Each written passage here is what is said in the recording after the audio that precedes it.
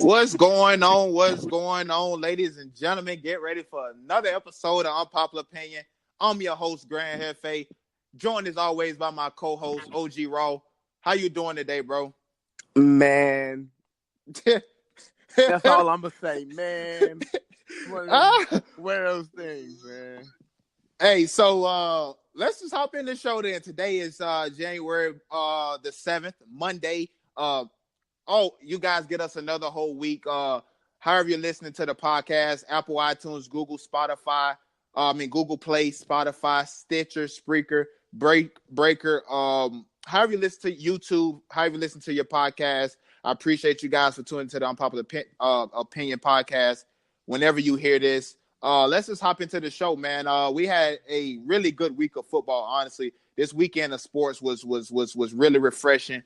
Let's start off with the in the AFC, the first game that we had, the wild card game between the Colts and the Texans. Colts beat the Texans 21-7. What was your overall thoughts of the Colts Texans? So first of all, my first thought was Billy was talking that smack at the beginning of the week. I was like, he was talking that smack. I was like, but I know Andrew Luck and that offensive line made you a believer. They had to, didn't they? They did a little something. I still wasn't impressed, but I'll let you have your moment. Okay, all right. I'm gonna take it too. I'm gonna embrace this. But plain and simple though, for me, the Colts went out and they just beat up on the Texans, man. Because they eliminated DeAndre Hopkins, the Texas star receiver, and said, basically someone else is gonna have to beat us. And by doing that, they left the Texas offense in shambles. I looked at the stats after the game, and when your quarterback has more rushing yards and carries than your running back, you are not going to win a playoff game in my mind, man. You're not going to do it unless you're Michael Vick, and Deshaun Watson is far from Michael Vick. Lamar Miller had 18 rushing yards for 5 carries. Deshaun Watson, the quarterback, on the other hand, had 8 carries for 76 yards. Those numbers are not going to translate into winning, especially when your star receiver is shut down. And for me, the key to that game was, just shutting DeAndre Hopkins down and them not having a run game.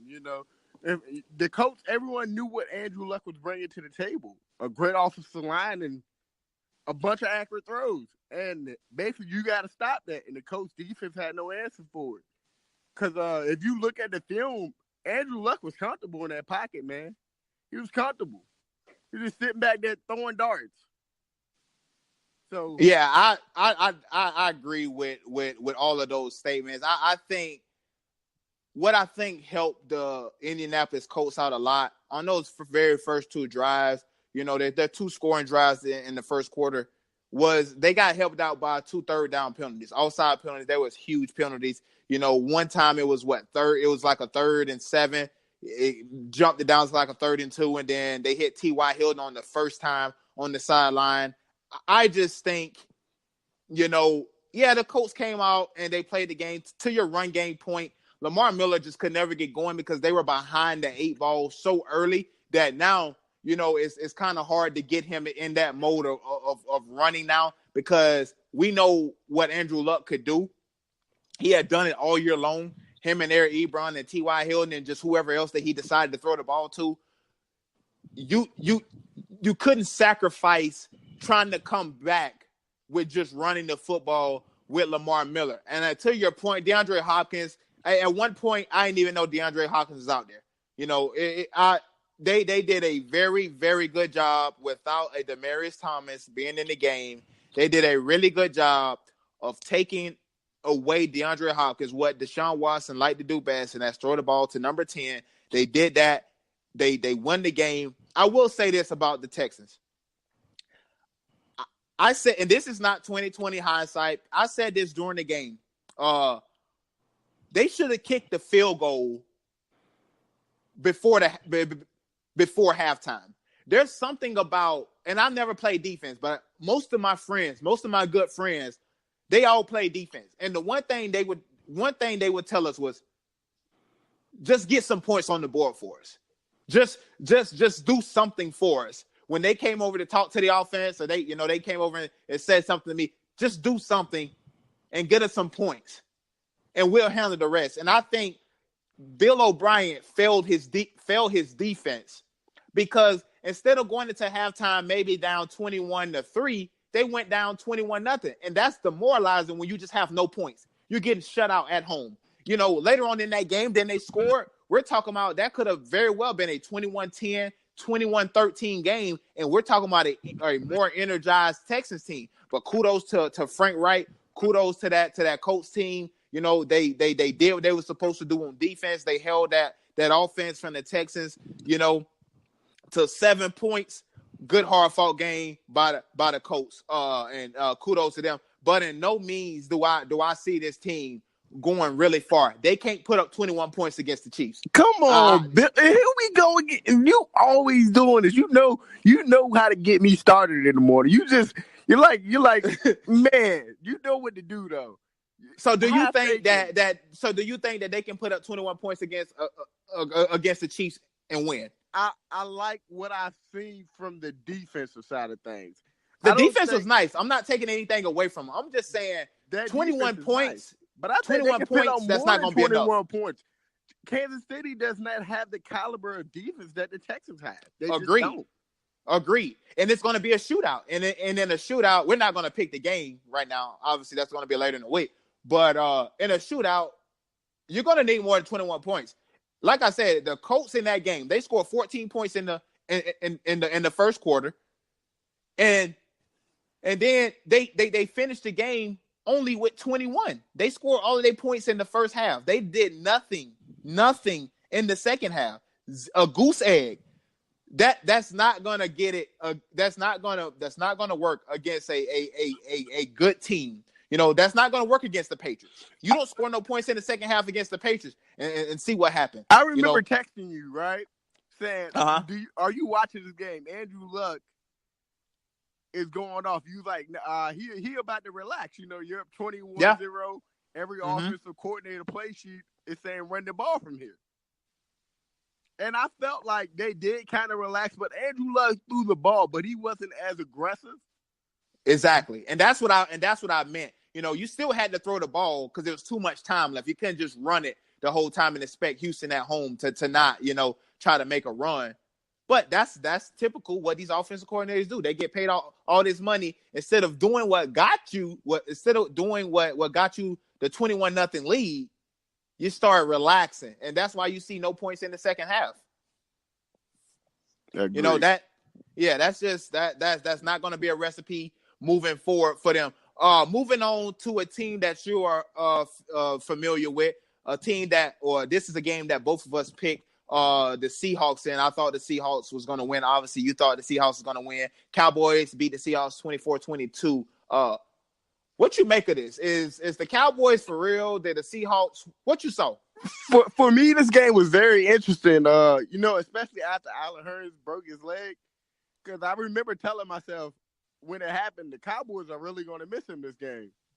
But the Cowboys defense, to me, they came out and played great. I thought, for the first two quarters, the Seahawks didn't get their first down until the second quarter. And that first down came, from a play action pass from Russell to Dixon.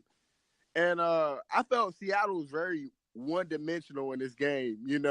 Their run game was shut down. They had one big run by the rookie Rashard Penny. Other than that, they were very one-dimensional. It was a one-dimensional ball game from Seattle. But I do believe the difference in this game was Zeke, man, because Zeke was rumbling. He rushed for 137 yards and 26 carries.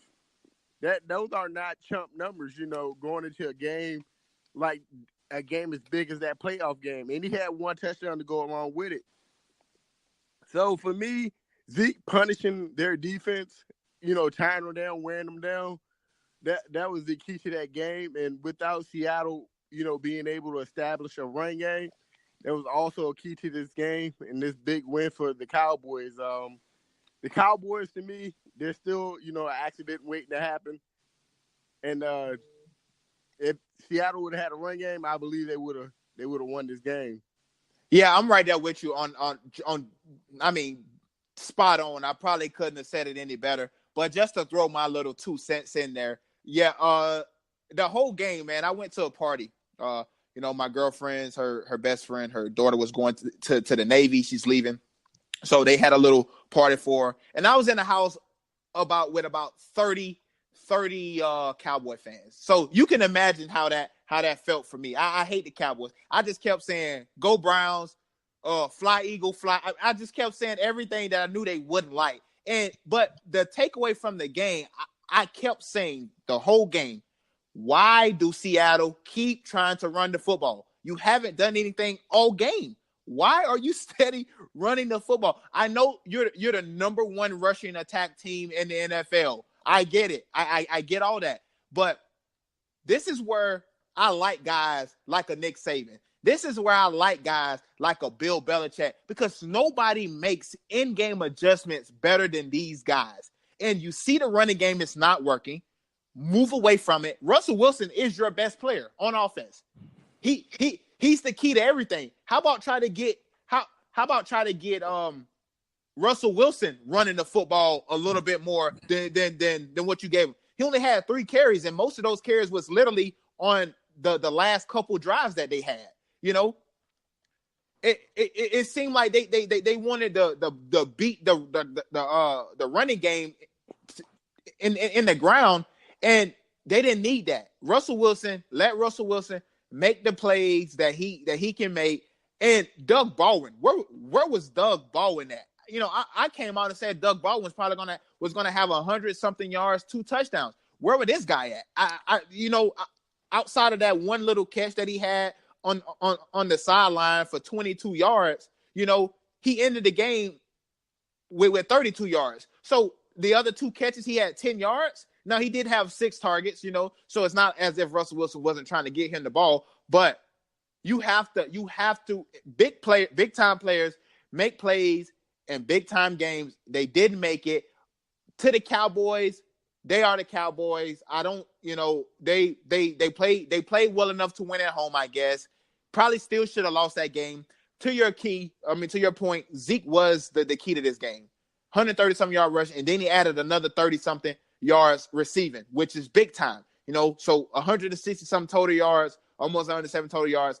That's what you need out of Ezekiel Elliott going forward, because Dak really didn't have that great of a game. To me, Dak never really had that great of a game. No. Because he relies on that run game and that play action. When the run game is working, Dak Prescott play action is at its best. Yep. And that's where he gets that's where Dak Prescott is dangerous. When Dak Prescott can start moving out of the pocket, when Zeke can start get going, that play action pass is deadly. So I think that was the key. He had a couple big runs, late in that game to clinch it. But I will say this: kudos to the Cowboys for actually getting it done. Congratulations, your 3rd playoff win since 1996. I just hate that I have to hear, "Oh my God, how about them Cowboys for another week?" You and me both. I'm sick of it. I can't wait until they lose. So before my Bears, we took our loss. Every Cowboy fan in the world was rooting. They came out of hiding. They were rooting for the Bears. And then when the Eagles win, they always talk trash. Cowboy fans are something special. I promise you. Yes, special. Special in a bad way, not even a good way. Exactly. But moving on to the games that we had yesterday, the Sunday games. Both of these games was actually pretty good. Chargers Ravens, first game of the day yesterday. Chargers defeated the Ravens 23-17. What did you see out of that game between the Chargers and the Ravens?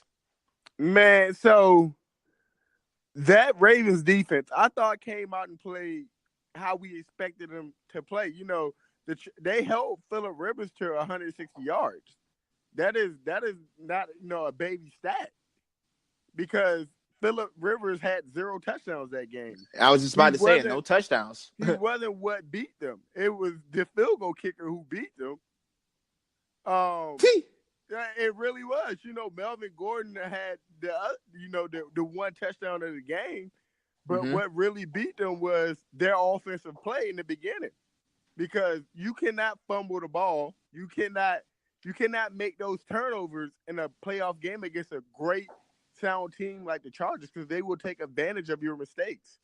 And that's what happened. They just took advantage of the mistakes. And by the time, Lamar Jackson was able to get it together, it was too late. It was too late. Yeah.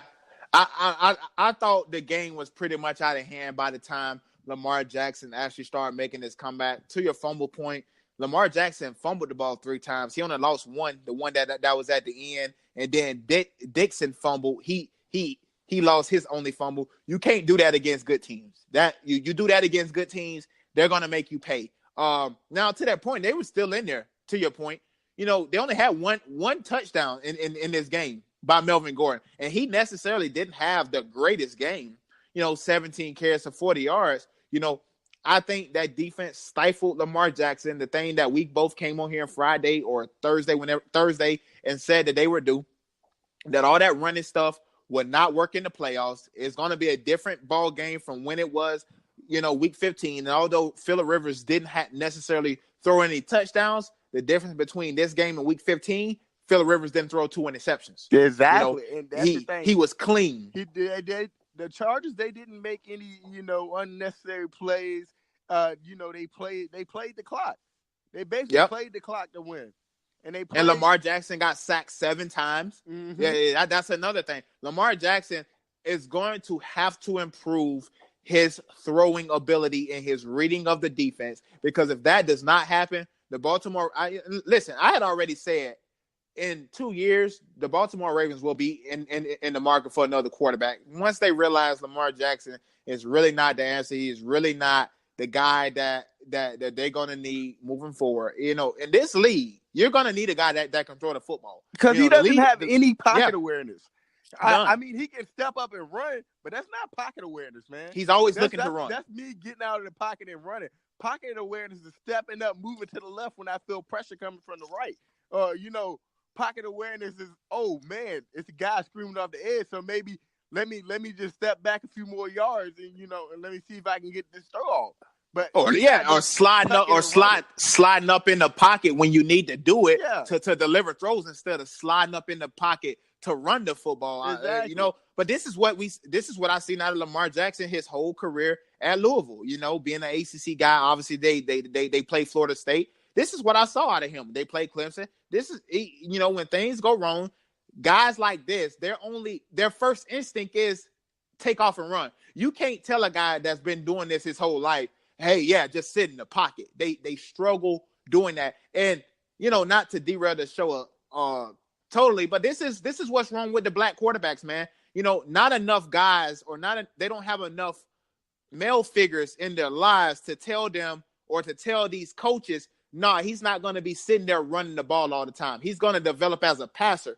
These coaches, they're going to use you however they see fit in order to get W's in the win column, and that's in spite of you growing. You think Patino cared about Lamar Jackson developing as a quarterback? No. As long as he was winning, they didn't care. My point. All he care about is go put up them numbers, man. We're going to do whatever we need you to do to go put up those numbers. Cam Newton is a runner. And to this day, he struggles with his accuracy. Why? Because all he knows is when things get bad, take off and run. Robert Griffin III, he has a cannon for an arm, for sure. But Robert Griffin, what does he know? Take off and run, because he's a track guy. That's what these guys do. Michael Vick, when things broke down in the pocket, he didn't think, let me slide up, let me move, let me shift my view on these things. No, let me just take off and run. These guys need, from a young age, they need to start developing as passers first, so that when they get to the NFL, it's not like learning a whole new game, because the NFL is a totally different ball game than college and high school. The NFL is not a league where you can come in and learn how to play quarterback. This is not the league for that. So the Ravens, they're going to be in the market for a quarterback soon, because Lamar Jackson just ain't it. I don't believe he's it. And if anything, he's gonna be, another RG3 for him. Yeah, that's all he's gonna be. That's all he's gonna be, an explosive guy that can get you to the playoffs. Matter of fact, he had the same type season as as an RG3. You know, he just didn't start from the beginning. You know, you make the wild card, you lose in the wild card round. That's his teammate. But moving along to the Sunday night game, NFC wildcard game between the Eagles and the Bears. I hate to say I told you so, but I'm gonna let you do your spiel. You don't say I told you so. You can't say I told you so. Our field goal kicker. The Bears did not. Let's get this right. The Bears did not lose this game. Our field goal kicker lost this game. I knew the guy. I was like, we should have got rid of this guy. You know, at the end of that Dolphins game when he lost that game for us. I was like, this guy is not gonna make the kicks in the biggest moments when it matters. And for sure, what he does, he goes out and missed the freaking kick in the biggest moment of the game. I know that's, you know, people are saying that it was tipped or whatnot. I don't care if it was tipped. I don't care about none of that stuff.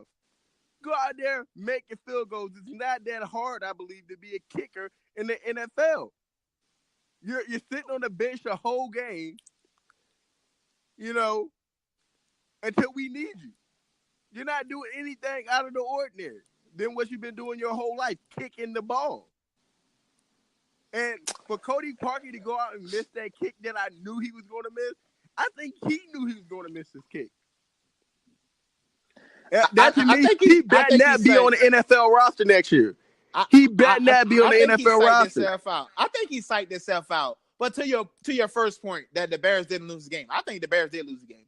You know, the Bears didn't play. The Bears didn't play well enough at home to win this game.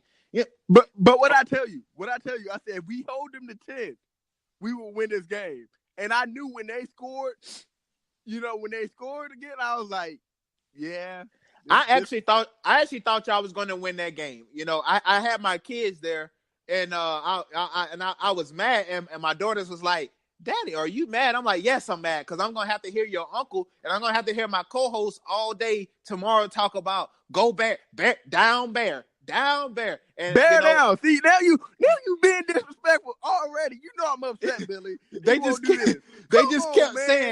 kept saying, "Daddy, Daddy, are you mad?" Yeah, I'm mad, baby. I'm not in a good mood right now. But when I don't think the Bears played well enough to win that game. And I told you what was going to be your downfall. Yes, Cody Parkey missed the field goal, but that ball was tipped. I seen a slowed down, zoomed in version of it.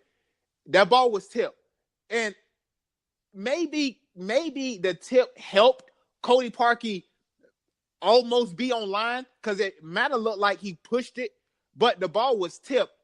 But Mitchell Trubisky, one touchdown, he didn't have any interceptions. So to his credit, he didn't turn the ball over, but he didn't do anything special on offense. Now, yeah, he did have 303 yards. A lot of that came, you know, on the final drive.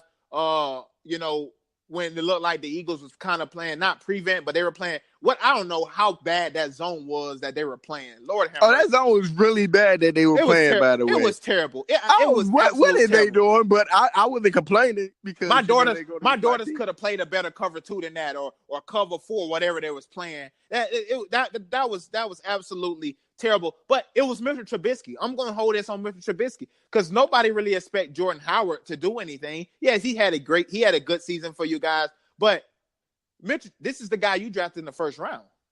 Mitch did what we wanted him to do. We wanted him not to get turnovers. He did. He protected the ball. He led us downfield, you know, after the big kick return by, you know, Tyree Cohen. He led us down the field and got us in the field goal range. So I cannot, you know, complain about Mitch Trubisky's gameplay when we had the game. And did you see his face? Kick a field goal. Did you see his face when Parker missed that field goal? Oh, I can only imagine. I didn't see it because I was so pissed off. Him and Matt Nagy, man, that was truly special. And listen, I wouldn't have been hoping y'all lost so much if it wasn't for your counterpart, you know, telling me the whole day at the Sun Bowl, where's the Browns going to be at? Watching the playoffs, watching us play. Where the Browns going to be at? But you know how Phil is. Yeah. But he ruined it for you. He ruined it for you, and I just had a feeling though. In all seriousness, I just had a feeling this was a game that the Eagles could win. You know, the Bears were a very beatable team, and I had said it all season long. They hadn't beat anybody special. Yeah, they beat the Rams. They got the Rams at home, a traditional hot weather team in LA and sunny LA. They ain't used to playing that cold. It's like me when we first got to Baltimore. I was freezing, man. When we got to Aberdeen, I was freezing. I ain't used to that kind of cold. It don't snow in Florida. So for guys like you and Phil, yeah, y'all was used to it. You know why? Because you from Virginia. It gets kind of cold there. Obviously, he's from Chicago. It get cold there. But you playing against the Eagles, a team that is also a cold weather team, and a team that was very, very scary once they got in. You knew, like, they had some magic. And I thought Doug Peterson had lost it for a moment. Those two runs straight up the middle on first and second down with Darren Sproles, I did not like that call. I thought you probably should have got him on the edge. I get the idea of running off the clock. I just thought maybe getting Darren Sproles on the edge might have been better. That catch by Golden Tate, if that wasn't a clutch catch and a clutch throw, and you look at the trajectory. Well, he had our backup cornerback on him. You know, he had the backup on him. So he in the game. You better cover. You better cornerback. cover. You better cover. Golden Tate to make that catch. He's a great receiver.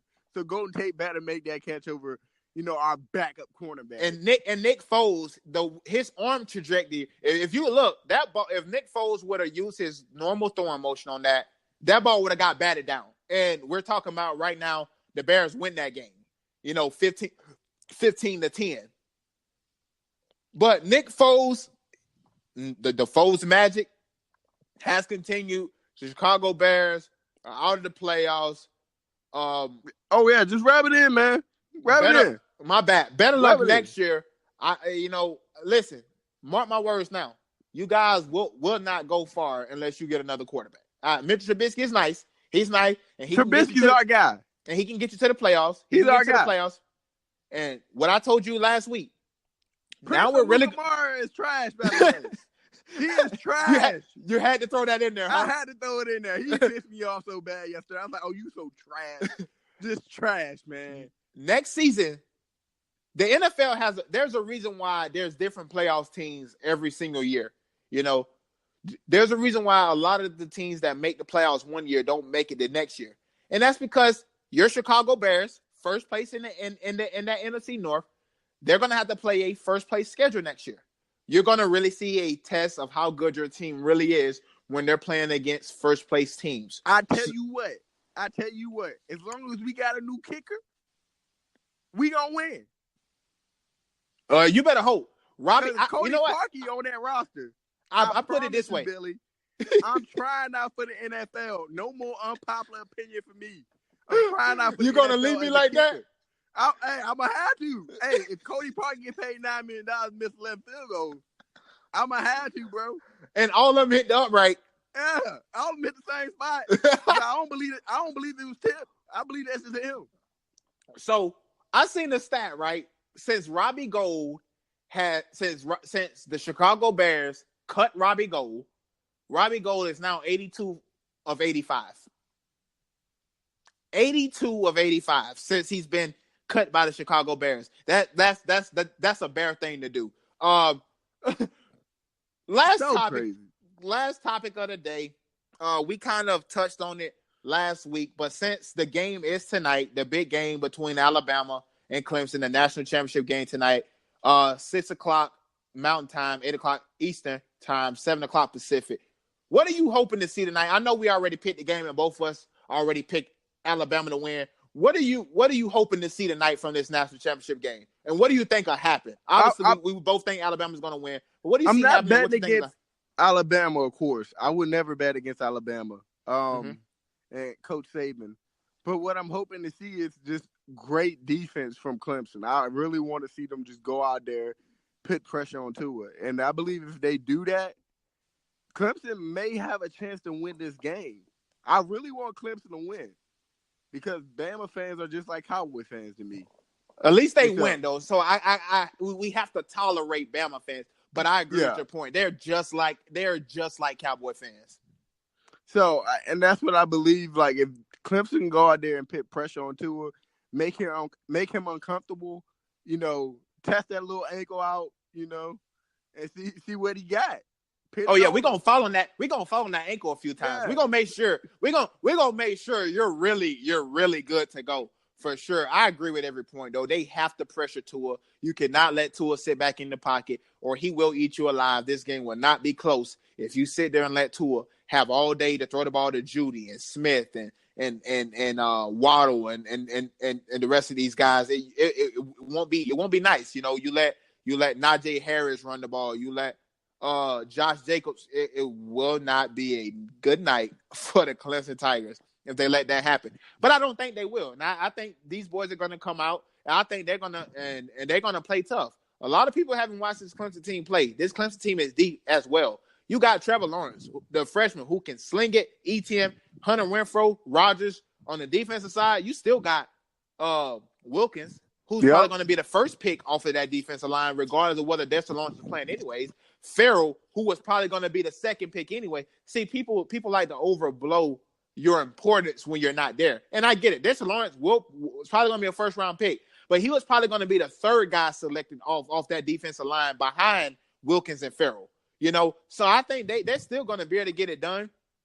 I'm just hoping that I see a good game. I don't want to see a blowout. I don't want to see, Notre Dame, Clemson. I don't want to see Alabama, Oklahoma. I don't want to see that. I'm hoping to see a good game. I think we will get a good game. But all in all, I think just like you, Alabama is going to come away with the win. I think they're the better team. I think they're the deeper team, and I think that's going to show tonight. But I'm just hoping that I get a good game. Most def.